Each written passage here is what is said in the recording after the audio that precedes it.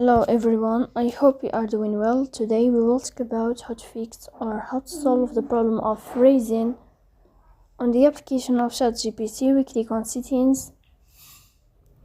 Here in this page, you will click on apps, default apps, app settings. Here you will search about ChatGPT app and you will click. Here you will click on first stop and you will click OK. Then you will enter to the window of storage.